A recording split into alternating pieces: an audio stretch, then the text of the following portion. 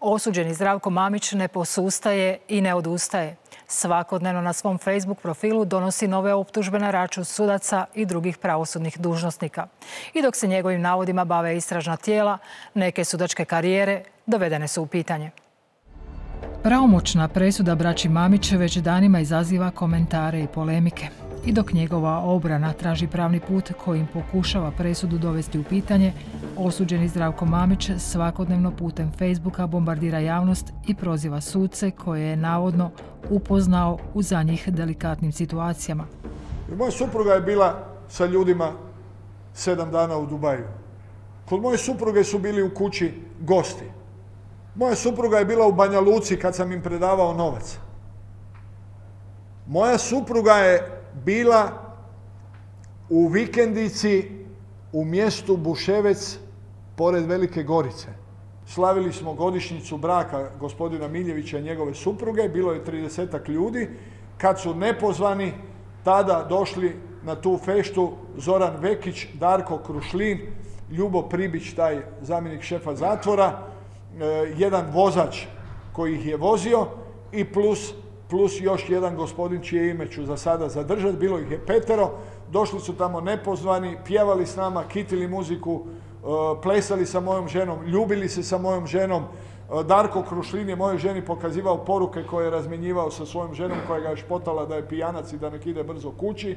A ja sam ga skoro prebio, tada skidali su me sa njega, jer kad sam ga ja pitao kako može biti takav čovjek i sudjelovati u takvom progonu, a onda mi je on rekao, ja tebe volim, moja mama te najviše voli na svijetu, ja želim biti tvoj prijatelj i zato sam tu, ali ja se bojim da ću te morati suditi. Pa ja vas pitam, koje je to sudstvo gdje neko hoda po Dubaju, gdje hoda po susjednoj državi sa čovjekom koji je kriminalac, koji je progonjen? I dok je Ljubo Pribić, zamjenik šefa osječkog zatvora, nakon prozivanja zatražio razrješenje, ostali prozvani brane se negiranjem gotovo svega navedenog. A navodi, ako se pokažu točnima, teško kompromitiraju osječki sud.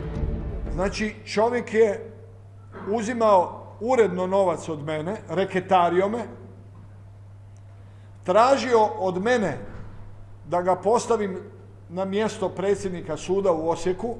Prema navodima Zdravka Mamića, predsjednik suda želio je postati Zvonko Vekić, sudac koji će predsjedavati optužnim vijećem u Mamićevu drugom sudskom procesu na Osječkom sudu. I raspisan je natječaj i od mene se traži, direktno od Zorana Vekića, da bude predsjednik suda u Osijeku, da će se on kandidirati, i on, i Krišlin, i drugi, jer da bi to moglo ozbiljno pomoći njemu u provođenju oslobađajuće moje presude u prvom postupku i nepotvrđivanje optužnice u drugom postupku. Čujte, vi kad ste davite, ne birate sredstva, znate, meni je zgažena cijela obitelj, nisam samo ja. Tu je moj brat, tu je moj sin, tu su moja djeca, unučac. Ja krećem u akciju. I u prvom krugu, kad se sastaje Državno sudbeno vijeće, Vekić dobiva od potrebitih 6 glasova 5. Ja nisam dovoljno kupio. Ili nisam dovoljno kvalitetno radio. Fali jedan glas. A i prevarili su me neki. I 3 puta se ponavlja glasanje. I svaki put Vekić dobiva 5 glasova i svaki put 2 suca člana Državnog sudbenog vijeća, jedan je predsjednik Željko Šarić, a drugi je predsjednik građanskog odjela, gle slučajno su oba dva sa Vrhovnog suda, i teklići od Đure Sese, su suzdržani u sva 3 glasanja. Međutim, gospodo, to su takvi kriminalci i lopovi i kombinatori. Zvonko Vekić nije postao predsjednik suda, a sudsko optužno vijeće kojim je predsjedao u svibnju 2019. potvrdilo je optužnicu Zdravku Mamiću. Ali i dalje ostaje otvoreno pitanje kako je Mamić znao tko je i kako glasao.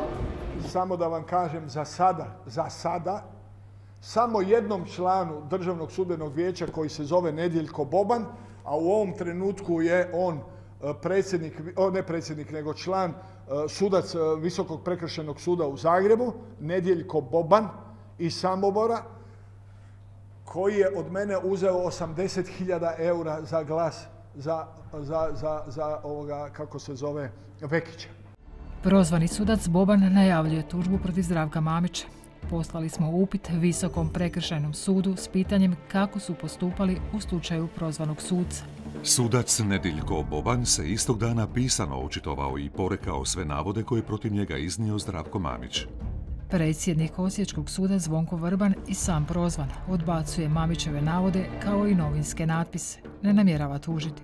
I ja molim dakle da sve te stvari koje se o mene pišu da se provjere i da kada se utvrde činjenice, naravno da želim da se one javno i objave. To je sve što ja imam reći o tim okolnostima. Drugčija je situacija kada su u pitanju prozvani osječki suci Zvonko Vekić i Darko Krušlin. Za njih je predsjednik Zvonko Vrban zatražio najtežu stegovnu mjeru.